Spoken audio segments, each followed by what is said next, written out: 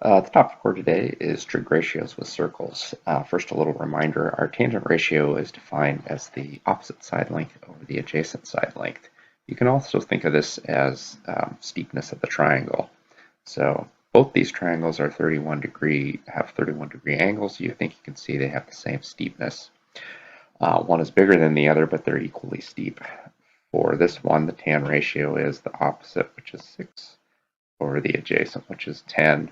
Whereas with the smaller triangle, the tan ratio is the opposite, which is 3, or the adjacent, which is 5. So exactly the same ratio, 6/10 or 3/5 means the same thing. In general, if you have the angle, then you can use the tan function on the calculator to get an excellent estimate for the tan ratio. On the other hand, if you have the tan ratio already, you can use the inverse tan key on the calculator to get an excellent decimal estimate for the angle. Another reminder, a tan ratio can also be defined in terms of a circle. So if we have a triangle, it's the opposite side of 55.3 divided by the adjacent side of 8.5. If we look at a point on the circle that goes with a 32-degree angle, remember we always start here for our turn. So turning 32 degrees, this is the coordinates for that point.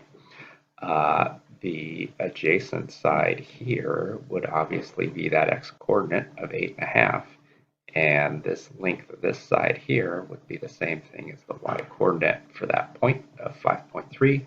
So either way, with this 32-degree angle, we're going to get a tan ratio of 5.3 over 8.5 and 5.3 over 8.5. Also, if you look at it carefully, this triangle right here is actually kind of hidden inside the circle here. So we're really doing the same thing whether we use a circle or a triangle in this case.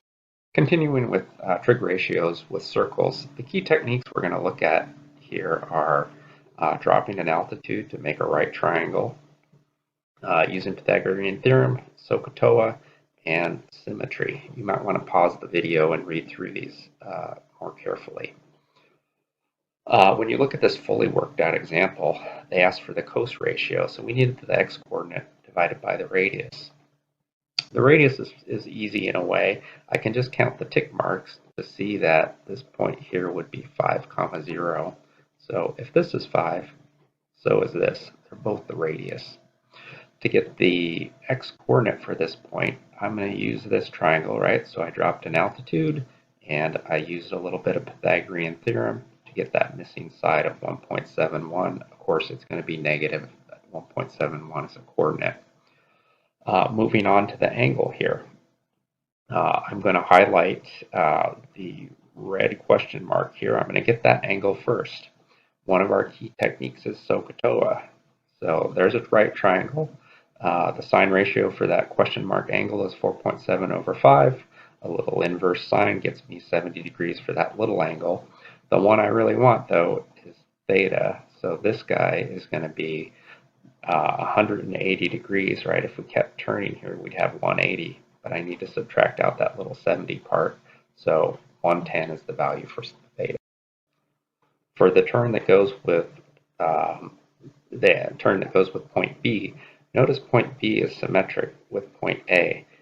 They have exactly the same x-coordinate, and their y-coordinates are opposites of each other. So this y-coordinate is positive 4.7, this y-coordinate is negative 4.7. So writing down the sine ratio is very easy for that. It's going to be negative 4.7 for the y-coordinate here, and 5 for the radius, just as before. Oops, sorry about that.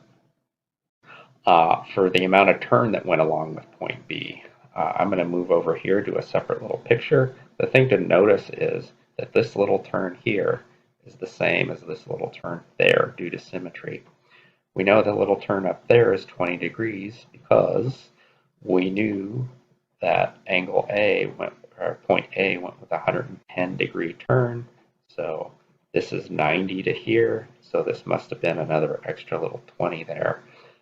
So for point B is going to be 90, 180, 270. Oops, that went a little too far, right? So not 270, 270 minus 20, which is 250. And that does it